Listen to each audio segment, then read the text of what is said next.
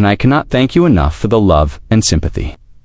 It's a huge pleasure to welcome you to Clarence House this evening and to thank you all for supporting our work.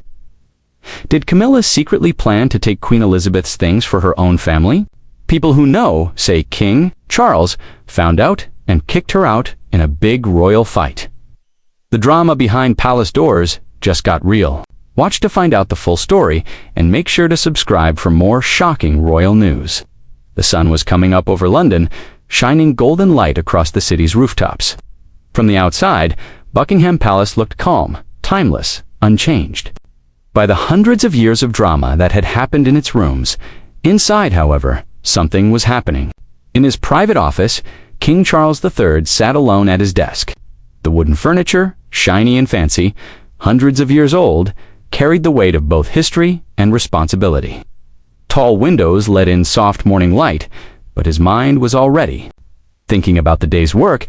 This was his quiet time, the one part of the day where he wasn't surrounded by helpers, cameras, or royal rules. At 76, Charles had learned to live by routine. He woke up early, always before the palace workers, a cup of strong Earl Grey tea, classical music playing softly in the background, and the comforting stack of paperwork waiting for his attention. It was his way of staying calm before facing the world, but this morning, something different happened. His private secretary came into the room, holding a thick folder. "From Clarence House, Your Majesty," he said, placing the file gently on the desk. Charles nodded without looking up. "Thank you," he thought. It was normal business. Maybe updates on environmental groups or reports from royal advisors. Camilla often managed her own projects from Clarence House. It wasn't strange for their offices to work together. He opened the file casually, looking through the first few pages while drinking his tea. But then halfway through, something stopped him. These weren't the typical work papers. They weren't policy updates or charity numbers. They were documents about his mother's personal belongings, jewels, family estates, royal artifacts, some passed down through generations. Items so connected to the crown's history that even where they were stored was kept secret. At first look, the documents seemed professional, clean, polished. Some items were marked to go to national museums, others listed as okay for special auctions, while a third group had items marked for private management. That wording caught his eye. Private management by whom? Then he turned to the final page, and that's when everything changed. At the bottom, there was a single line of approval. Approved. Camilla, Queen Consort. Just her name. The file slipped from his hand slightly, resting unevenly on the edge of the desk. Charles leaned back in, his chair suddenly feeling as if the room had grown colder. A strange stillness came over him. He thought of his mother, Queen Elizabeth II, her graceful presence, her steady sense of duty, her deep commitment to keeping traditions, even when facing modern pressure. Now, sitting there with the file in hand, he felt like he had failed her. Not by doing something, but by not knowing what had been done, by someone he loved and trusted most. And suddenly another thought came in. Quiet at first, but impossible to ignore. What else has she done? Charles didn't move for several minutes. The files still lay open in front of him. The clean white pages filled with royal property descriptions, reassignment plans, and notes that read like business forms, cold and calculated, and all of it had gone through Camilla's hands. Approved, authorized, done. Without him. He turned back to the page with her signature and read the words again. Approved, Camilla, Queen Consort. No mention of him. No by order of His Majesty. No simple as discussed. Not even a polite pending review. It was subtle but clear, and the meaning was huge. He went back to the beginning of the file. Now, with a sharper eye, he looked at every detail. Specific gemstones were listed. The Burmese ruby tiara, the Delhi Durbar necklace, family, brooches worn by Queen Elizabeth during state visits to India, Kenya, and Australia. Even ceremonial robes, portraits, and handwritten notes tucked into drawers at Balmoral. And then properties. Balmoral Castle, his mother's beloved summer escape, in Scotland. Craigowyn Lodge, lands attached to Sandringham, even lesser-known holdings. Connected to royal trusts and family inheritances, places Charles hadn't even visited in years, but still considered sacred. Some of the entries were marked archival, destined for historical preservation. Others marked reclassification with vague notes about potential modern use.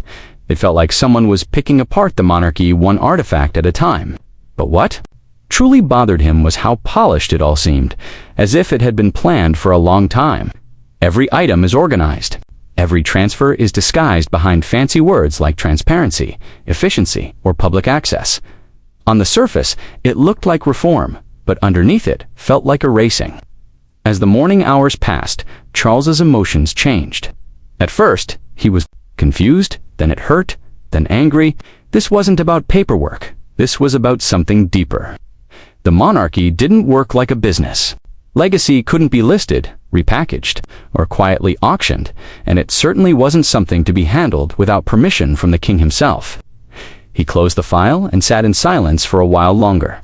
His fingers locked together, resting just beneath his lips. He thought of Camilla, her charm, her strength, her ability to win over the public after years of being cast in Diana's shadow. He had stood by her when no one else would. He had chosen her when others doubted his judgment. But now doubt had crept in. Was this her vision of modernizing the monarchy, or was this something else entirely? Charles pressed the call button. "Please ask the Queen Consort to make time for a private meeting this evening," he said quietly to his assistant. "No entourage, no press, just us." "Yes, Your Majesty." He didn't raise his voice. He didn't make accusations. Not yet. But deep inside, something had changed. There was a crack in the foundation of trust, and he needed to know just how far it had spread. Outside the palace, London carried on as usual. Tourists at the gates, black cabs driving down the mall, pigeons flying. Around the Victoria Memorial, everything looked calm. But inside those walls, the first spark had been lit, and the fire was just beginning. The late afternoon sun painted Clarence House in warm colors. As Charles stepped out of his car, the familiar smell of freshly cut hedges, an old stone, greeted him. He had been here countless times. This was once their shared escape from the pressures of public life. But today, it felt different, colder, heavier. He entered quietly without his usual escort, nodding briefly at the house staff. Everyone could sense something was off, but no one dared ask. Charles wasn't here for ceremony. He was here for answers. In the living room, Camilla sat in a comfortable armchair by the fire, a hardback book open in her lap. She looked up with a warm smile, the kind she had given him 1,000 times before.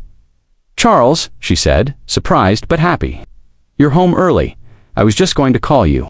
They've prepared roast and your favorite salad from the Highgrove garden." Her voice was light, pleasant, trying to keep a normal evening. But Charles didn't smile. He didn't sit. He simply walked over and placed the thick file on the table between them with quiet finality. She blinked. "What's this?" she asked. "Already?" Sensing the change, "You tell me," he replied, keeping his voice calm but not warm. Camilla looked down, her eyes scanning the folder. Her fingers tightened ever so slightly on the armrest. She knew what it was. "You approve these changes," Charles said. "My mother's jewelry, her estates, her paintings, her handwritten notes. And you did it without telling me." She looked up at him, her expression trying to stay composed. "I was trying to help," she said softly. "You've been so overworked. Parliament meetings, international tours, and those back issues you pretend aren't bothering you. I thought I could handle the small things, so you wouldn't have to." He stared at her. "Small things," he repeated. Her voice shook just slightly. "I didn't mean it like that," she said. "They weren't being used. They were sitting in storage, gathering dust. We needed to make space, modernize a few things. The monarchy isn't a museum." Charles sat down across from her, the air between them now thick with tension.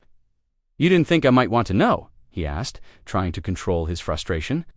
"That perhaps when it comes to my mother's legacy, her private possessions, her lands, you might ask me first." Camilla leaned forward slightly. "I know how much she meant to you," she said. "But Charles, times are changing. This institution must grow, or it will be left behind." His? The voice got sharper, not in volume, but in intensity. "Not at the cost of history," he said. Camilla's tone changed, still soft but defensive. "Would you rather they sit unseen forever?" she asked. "That we become relics too? We talk about moving forward. I was doing just that. I didn't do this to hurt you." You signed off on reassigning royal heirlooms without the king's permission. You planned changes to Balmoral, to Queen Victoria's brooches, 2 letters written by my mother to her father during the war. That's not modernization, that's erasing. Camilla rose to her feet too, now trying to meet his gaze. You're twisting this, she said. You're angry, and I understand, but everything I did, everything was to help. If I had asked, you would have said no, and we'd still be trapped under the weight of the past.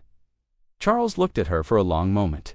It wasn't just what she had done, it was that she'd done it so confidently, so independently, without the slightest hint of working together. He took a breath. I stood by you when no one else would, he said, his voice now heavy with both emotion and restraint. But this I don't. Know what this is? Camilla's eyes got teary, but she didn't cry, not yet. I didn't think I'd need to ask, she said quietly. That, Charles replied, is exactly the problem. And with that, he picked up the file and walked toward the door. Camilla stood motionless, staring into the space he had just left. She had tried to keep control of the conversation to soften the blow. But now, for the first time in years, she felt something she hadn't expected to return. Uncertainty, and she had no idea what was coming next. But Camilla's mind was far from still. She stood alone in the living room, staring at the folder Charles had brought, still lying on the table like an open wound. He wasn't just angry, he was disappointed, and that was worse. But the wheels were already moving, and some plans once started couldn't be stopped. She walked quickly to a side room and locked the door behind her. Then she picked up her phone and called a number she had memorized for decades. House, with her usual quiet grace, though older now, she still carried the same air of understated ambition. A woman who'd spent years designing royal interiors, yet never fully stepped into the public eye. Camilla greeted her with a long, silent hug, then pulled her into the small parlor room and closed the doors behind them. We need to talk, Camilla said. The real plan, not the version I gave Charles.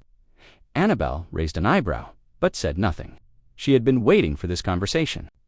The 2 sisters sat on the edge of the sofa, cups of Earl Grey untouched on the table between them. Camilla took a deep breath. I've been moving items from the Queen's estate, not just for public access or preservation, as we claimed. Some of them will be sold. Annabel didn't flinch. She had suspected as much. Camilla continued, the money is going into a private investment structure. It'll be set up offshore, nothing that traces back to the crown. Annabel leaned back, her lips pressed together thoughtfully. So, the resorts are really happening, she said quietly. Yes, Camilla confirmed. Annabel tapped her, fingers on her knee. And Charles, she asked. He knows part of it, Camilla admitted. No paper trail, no sloppiness. Annabel nodded slowly, weighing the risk. It's ambitious, she said, but if it works, it will work, Camilla cut in. We've spent years being tolerated, never fully embraced. We've smiled through the whispers. But this makes us independent. It gives our children and their children something that isn't controlled by Windsor tradition. For a moment, both women sat in silence. All I've ever wanted was a place to belong, something of my own. This project, it's that, a new legacy, our legacy. Annabel gave a small nod. Then we'll do it, but carefully. Camilla's voice lowered to a near whisper.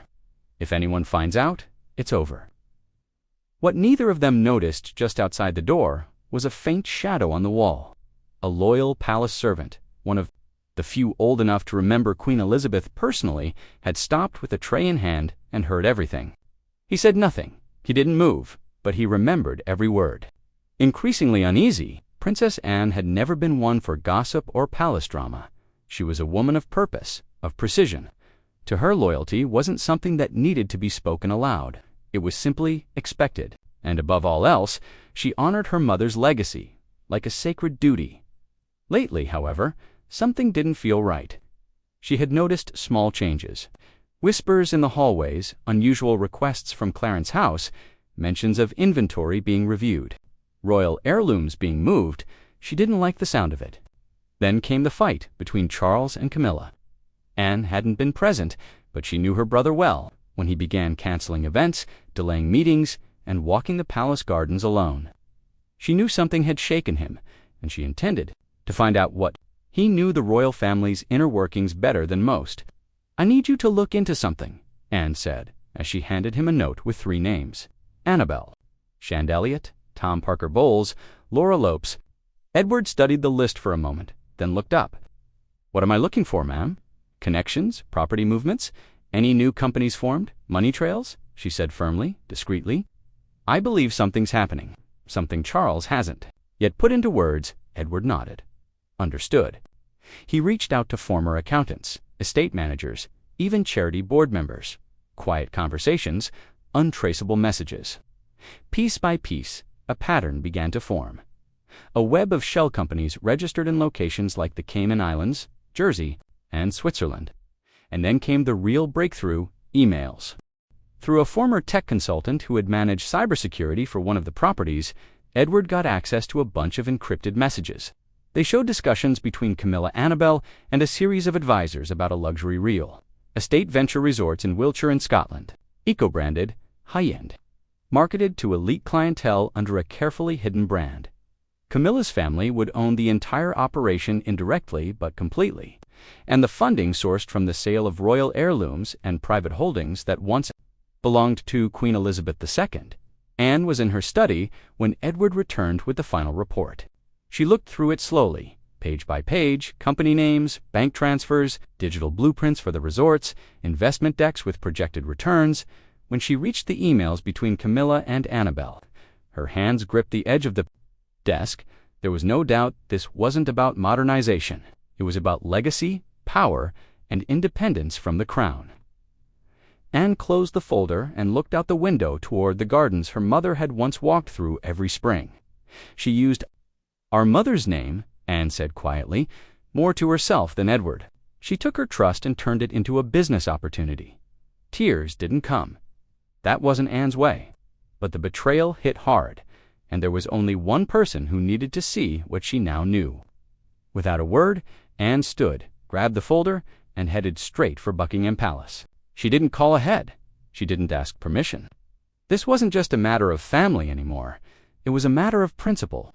The golden afternoon sun cast long shadows over Buckingham Palace. But inside, the light felt dim.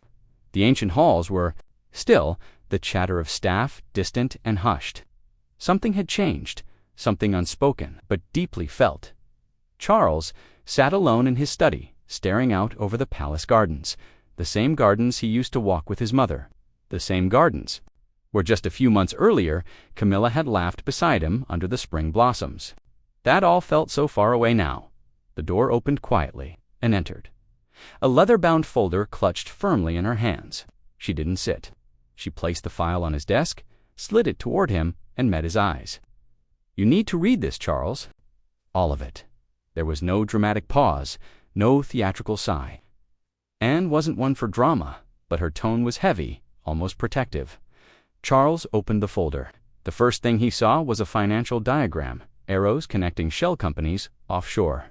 Accounts, names he recognized all too well. Annabel Chandelier, Tom Parker Bowles, Laura Lopes.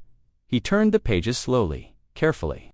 Emails between Camilla and Annabel, contracts, investment proposals for a private real estate empire, eco-luxury resorts to be developed across Scotland and England, funds quietly routed through auctioned royal heirlooms, paintings, jewels, even family lands. Each page hit harder than the last. Charles's breathing grew shallow. He removed his glasses, closed the folder, and leaned back in his chair. Anne stood across from him, watching silently. She didn't need to explain it. It was all there. The woman he had defended for decades had betrayed not only his trust, but the values he had spent his life trying to uphold. "She didn't come to me," he said quietly. "She did all this behind my back." Anne nodded. "Because she knew you'd say no." Charles looked up at the ceiling, his hands shaking slightly. "She used my mother's memory," he said, his voice cracking. "She used her legacy as capital for a private empire." He stood abruptly, pacing. His voice now carried a weight it hadn't earlier, a mix of pain and fury. "I gave her everything. Love, a title, a place beside me at the highest table. I protected her from criticism, from scandal. I took her into this family when no one else would." He slammed his hand on the desk, startling even an "and" This is what she does with that trust. Anne stepped closer, calm but firm. What you have to do, I do, he said, but I needed to believe it first. There was a pause. Then, with measured resolve, Charles pressed the intercom. Have Queen Camilla meet me at Clarence House this evening. No staff, no press, just us. Yes, Your Majesty. That night, as the sun dipped low, Charles arrived at Clarence House one more time. He was quiet, composed, but his heart was in turmoil. Camilla was already in the living room, clearly nervous. Her usual grace seemed thinner now, forced. "Charles," she began gently, "what's going on?" He said nothing, just handed her the folder. She opened it slowly. With every page, her face changed. Pale, then flushed, then still. "I know everything," Charles said. Camilla looked up, her voice trembling. "It's not what it looks like." "Stop," Charles cut in softly but firmly. "Don't insult me with lies. I've seen the documents, the transfers, the emails." Her lips parted, but no words came. Finally, she sat down. "I was trying to create something for our family," she said, "for the Parker Bowles name. We've always been in their shadow. I wanted to give Tom and Laura something permanent." "You wanted independence," Charles replied, "but you did it, using the most sacred pieces of my mother's life. You didn't just steal from the crown, you stole from me." She looked at him, desperate now. "I did it out of love." "No," he said, eyes firm. "You did it out of fear of never belonging. And now you never truly will." He turned to leave, but stopped at the door. "There'll be a meeting tomorrow. Anne, William, you and me. No more secrets." As he left, Camilla sat frozen, the weight of her choices settling like dust across the room. She had risked it all for control. For legacy now, she might lose the one thing she thought she had secured forever, his trust. In the days that followed, no official announcement was made. No press release, no televised address. The decision regarding Queen Camilla's role was handled the way Buckingham Palace managed its deepest family matters, quietly and internally, as if nothing had happened. But something had happened, something that would be felt long after the last teacup was cleared from that meeting table. Camilla was quietly moved to Highgrove House, the estate in Gloucestershire she and Charles had once considered their shared retreat. The gardens were still blooming, the walls still carried their memories, but the feeling had changed. Now the estate felt like a boarder. She kept her title Queen Consort, but with no duties, no appearances, no involvement in the daily rhythms of royal life. Her calendar, once packed with events and receptions, was suddenly blank. Inside Highgrove, Camilla moved through the rooms slowly. She looked at old photographs, Charles laughing with her at a polo match, a snapshot from their first official tour together, a framed note he had once written. "You are my strength when I feel weak." Now even the walls felt like they whispered reminders of what she had lost. Her sister Annabelle, once full of excitement about the resort venture, was forced to walk away from the project entirely.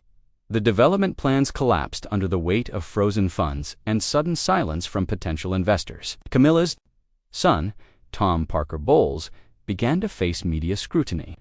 Subtle but damaging questions about his connections, about how much he knew.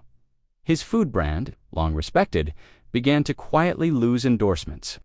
Laura, Camilla's daughter, had to sell several pieces from her art collection to cover silent debts related to the failed launch. The empire they had envisioned, quiet, luxurious, untraceable, was gone before it even began, and in the public eye, Camilla's absence spoke volumes. Though no statement was issued, royal watchers noticed quickly she disappeared from events. Her name was no longer mentioned during royal engagements.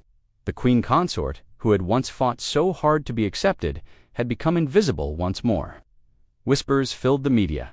Is she unwell? Did Charles push her out? But no answers ever came. Meanwhile, back in Buckingham Palace, Charles threw himself into duty. He resumed environmental campaigns with renewed energy. He attended meetings with foreign diplomats, chaired charity boards, and visited schools. Always calm, always composed. But something had hardened in him. A certain spark had dimmed. And yet, in some strange way, he also seemed freer, more resolute, more protective of the Windsor legacy than ever before. He began visiting Windsor Chapel more frequently, alone, without cameras. He'd stand quietly at his mother's resting place. Sometimes he brought flowers. Sometimes he simply stood in silence. He never spoke of Camilla during those visits, but the guards noted he often left with a look that was part sorrow, part peace. Princess Anne, ever loyal, stepped up with even more visibility, overseeing the royal archives, continuing charitable work, and quietly keeping an eye on everything. She never gloated. She never said, "I told you so." But she knew the cost of protecting a legacy, and she was willing to pay it. Prince William and Princess Catherine also leaned in closer to the crown. Publicly, they remained composed, but privately, they tightened their circle. They made a quiet commitment to teaching their children what had now been made painfully clear. Legacy isn't built on love alone. It must be built on trust. The monarchy moved forward, not untouched, but stronger. The lesson had been learned in the harshest way possible. And though the family had suffered a fracture, the foundation remained intact. In time, people moved on. Headlines faded. Other stories took their place. But among those who knew what had truly happened behind palace walls, the memory remained sharp. Don't forget to like, subscribe, and hit the bell so you never miss a moment inside the palace.